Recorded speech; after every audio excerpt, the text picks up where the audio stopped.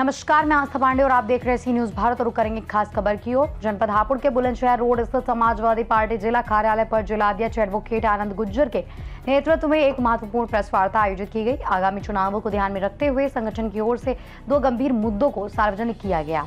Press वार्ता में Samajwadi party के राष्ट्रीय अध्यक्ष द्वारा जारी आधिकारिक बुलेटिन का हवाला देते हुए आरोप लगाया गया कि भाजपा सरकार के पिछले 10 वर्षों के कार्यकाल में पीडीए समाज के साथ आरक्षण में बड़े पैमाने पर अनियमितताएं हुई हैं। पार्टी के अनुसार 22 विभिन्न प्रतियोगी परीक्षाओं में पीडीए वर्ग के लिए आरक्षित 11,514 से अधिक पदों पर कथित रूप से गड़बड़ी की गई है। प्रेस वार्ता में 62,000 शिक्षक भर्ती मामले का भी उल्लेख किया गया है। आरोप लगाया गया कि पिछड़ा आयोग वर्ग ने आरक्षण नियमों के पालन में गड़बड़ी की पुष्टि की है, जबकि इलाहाबाद उच्च न्यायालय ने प्रभावित अभ्यर्थियों को न्याय देने के निर्देश दिए हैं। साथ ही समाजवादी पार्टी का कहना यह है कि सरकार ने स्वयं भर्ती प्रक्रिया में अनियमितताओं को स्वीकार किया था, लेकिन अब तक कोई ठोस कार्रवाई क्यों नहीं की गई। ये जिला अध्यक्ष आनंद गुज्जर ने कहा कि इस मामले में जिलाधिकारी को ज्ञापन सौंपा जाएगा और इसके बाद भारत निर्वाचन आयोग को ईमेल के माध्यम से औपचारिक शिकायत भेजी जाएगी, ताकि मतदाता सूची में पाई गई कथित त्रुटियों को तत्काल प्रभाव से सुधारा जा सके।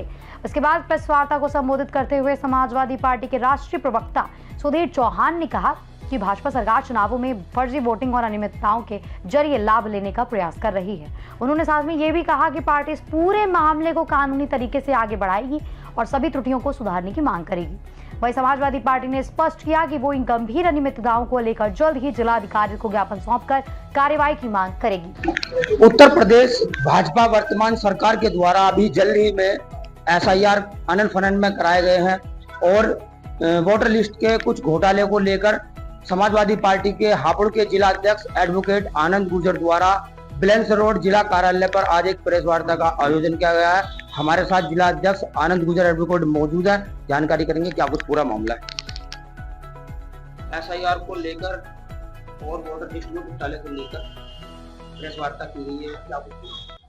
देखिए, निर्वाचन आयोग के द्वारा जो एसआईआर की प्रक्रिया कराई गई थी, और मैं तो ये कहूँगा जो आनन फानन में कराई गई थी, नवंबर 2025 में प्रक्रिया शुरू हुई, उसके बाद 2 बार समय भी बढ़े। वो एक तो जो उसमें कर्मचारी लगे थे, वो अनट्रेंड, उन्हें कोई प्रशिक्षण प्राप्त नहीं था, उसका खमियाजा आज इस वोटर लिस्ट में देखने को मिला है। जो निर्वाचन आयोग के द्वारा ड्राफ्ट रोल के बाद ये फाइनल सूची जो जारी की गई है, इसका जो सत्यापन किया गया है बूथों पर जाकर कार्यकर्ताओं के द्वारा, तो इसमें तमाम तरह की त्रुटियां पाई गई हैं। जैसे कि एक बूथ पर एक व्यक्ति की 2 जगह 3 जगह भी वोट है, वो लगातार एक साथ 3 जगह 3 क्रमांकों पर एक ही व्यक्ति की वोट है।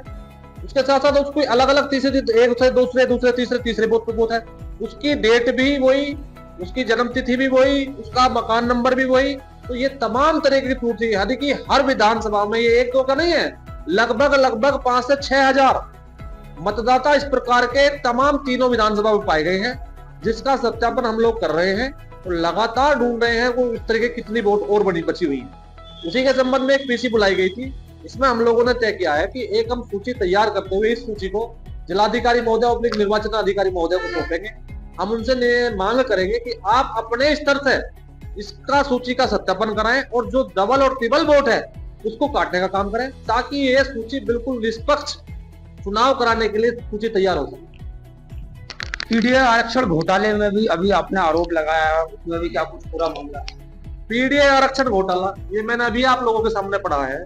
इसमें लगातार ये समझिए 22 भर्तियां जो हुई हैं भाजपा सरकार में, उसमें 11,514 पदों का घोटाला हुआ। सीधी ओबीसी और एससी और एसटी वर्ग की 11,514 पदों की लूट हुई है। मैं तो कहूंगा सीधी लूट ही है कि इस तरीके के उस तरीके पीडीए का जो आरक्षण है उसको इन लोगों ने खत्म किया है और उनके पदों की लूट की गई है। हमारे साथ राष्ट्रीय प्रवक्ता सुधीर चौहान भी मौजूद है। कहीं ना कहीं भाजपा सरकार वोटों में घपला करके अपनी सरकार नहीं रखती है। देखिए, ये तो स्पष्ट है। एसआईआर का जिस दिन से प्रक्रिया शुरू हुई है, उन्होंने एसआईआर को एक इलेक्शन जीतने का टूल की तरह यूज करा है। बिहार में ये पता नहीं चला कि एसआईआर होता क्या है, 1 महीने के अंदर एसआईआर खत्म कर दिया। बिहार हमारा तीसरा सबसे बड़ा प्रदेश है भारत में, महाराष्ट्र के बाद तीसरा नंबर आता है, उत्तर प्रदेश फर्स्ट नंबर पे। 30 दिन का एसआईआर कर देना। मैं उनको चैलेंज करना चाहता हूं कि आज उत्तर प्रदेश में 7 महीने हो गए, 7 महीने में एक खामियां, तो 30 दिन में क्या हुआ होगा। बंगाल में 26 लाख लेजिटिमेट वोटर को सुप्रीम कोर्ट द्वारा ये बोल देना कि अगली बार वोट डाल दीजिएगा, तो कहीं ना कहीं इनको एक टूल की तरह यूज किया जा रहा है। लेकिन ये टूल उत्तर प्रदेश में नहीं चलने वाला। बहुत अच्छी बात है कि हमें इसमें पर्याप्त समय मिला है और हमारे राष्ट्रीय अध्यक्ष अखिलेश यादव जी ने पहले दिन से ही हमें उस लाइन पे, उस पाथ पे, उस रूट पे डाल दिया जो हमें सही दिशा में लेकर जा रहा है। आज जो हमारी अव्यवस्थाएं लाखों में हुआ करती थी, आज सीमित होकर हम 5700 वोट की डुप्लीकेसी आज जिलाध्यक्ष जी ने आज ये प्रेस कॉन्फ्रेंस रखी है, हमारी टीम ने पकड़ी है। और जहां तक आरक्षण घोटाले की बात है, ये आरक्षण का घोटाला नहीं है। 11,514 पदों को पैसा देकर भारतीय जनता पार्टी के मंत्रियों ने अपने अधिकारियों द्वारा बेच दिया है। क्योंकि अगर आप किसी राइट अप्रोच के द्वारा भर्तियां नहीं कर रहे हैं तो 11,514 लोग जो गलत तरीके से लगे हैं, जो उन पे एलिजिबल नहीं थे, जो वहां नहीं लगने चाहिए थे, इसका मतलब देखा जाए तो ये कम से कम 1 लाख करोड़ रुपए का भर्ती घोटाला है। इसके पैसे इनके नेताओं की जेब में गए हैं और अधिकारियों की जेब में गए। कहीं ना कहीं पेपर लीक भी इसी में कोई, देखिए पेपर लीक तो ये सरकार दरअसल है क्या, इनके पास इन मुद्दों के लिए, शिक्षा के लिए, चिकित्सा के लिए, रोजगार के लिए, जनता के समन्वय के लिए, जनता की परेशानियों के लिए, विद्यार्थियों के पेपर के लिए, अभ्यर्थियों की भर्ती के लिए, विद्यार्थियों की स्क्रूटनी के लिए, इन चीजों के लिए सरकार के पास कोई टाइम नहीं। सरकार के पास टाइम है अश्वमेध यज्ञ का, भ्रष्टाचार का जो घोड़ा इन्होंने छोड़ा हुआ है, ये राजशाही देश में लाना चाहते हैं। उस भ्रष्टाचार यज्ञ के घोड़े को छोड़कर, अश्वमेध यज्ञ के घोड़े को छोड़कर ये सोच रहे हैं कि 21-22 प्रदेशों में हमने सरकार बना दी है। उपलब्धियों को कहीं ना कहीं डेटा के आंकड़े के आधार पर बताया जाता है। कोई दिन गिनकर ये बताता है कि हम इतने दिन से सबसे ज्यादा रहने वाला प्रधानमंत्री हूं, लेकिन सबसे बड़ी बात है कि आपकी उपलब्धि क्या है, 2014 से 2024 के बीच का आपका डेटा क्या है, कहां पेट्रोल की कीमत है, कहां सोने की कीमत है, कहां हमारा रुपए की कीमत चली गई है, कहां हमारा फॉरेक्स रिजर्व चला गया। तो सारे मुद्दे ऐसे हैं। ये आत्ममुग्ध सरकार है, इसकी उपलब्धियां केवल इनके मुख्यमंत्री तक, इनके मंत्रियों तक सीमित है, जनता तक वो नहीं पहुंच पा रही है और जनता त्रस्त, पूरी तरह से जनता त्रस्त। हमारे साथ पूर्व तेजपाल सिंह प्रमुख भी मौजूद हैं, उनसे भी जानेंगे। सोशल मीडिया पर अखिलेश यादव की बेटी अदिति यादव को लेकर बयान और बॉडी हो रही है, वीडियो भी वायरल हो रही है कि 4 करोड़ रुपए लेकर मुस्लिम लड़के के साथ वो फरार है। इस विषय में आपका क्या कुछ है? देखिए, ये जो जब से बीजेपी सरकार आई है, इनके ना परिवार है जो सरकार चला रहे हैं, ये महिला आरक्षण, महिला सुरक्षा में फेल है। तमाम ऐसे घोटाले, तमाम ऐसी घटनाएं घट रही हैं कि जो बीजेपी सरकार बिल्कुल फेल है। और जो बीजेपी सरकार है ये केवल और केवल झूठों की सरकार है। इनकी करनी और कथनी में तमाम ऐसे फर्क हैं कि जो ये कहते कुछ हैं और करते कुछ हैं। इन्होंने केवल और केवल झूठ पे सरकार चला रखी है। कहीं ना कहीं दिल्ली की एक राजनीति को लेकर, जैसे केजरीवाल पर झूठे मुकदमे लगाकर जेल भेजा गया था, वैसे ही आज उत्तर प्रदेश में अखिलेश यादव की बेटी के इस बयान को लेकर क्या कहीं ना कहीं इसमें भी सरकार बनाने की राजनीति है भाजपा की? देखिए, भाजपा की करनी और कथनी मैंने बताया बहुत फर्क है। ये केवल और केवल लोगों को गुमराह करके सरकार बनाती है, झूठ बोलकर सरकार बनाती है। और जो आज यहाँ पीसी रखी गई थी, पीडीए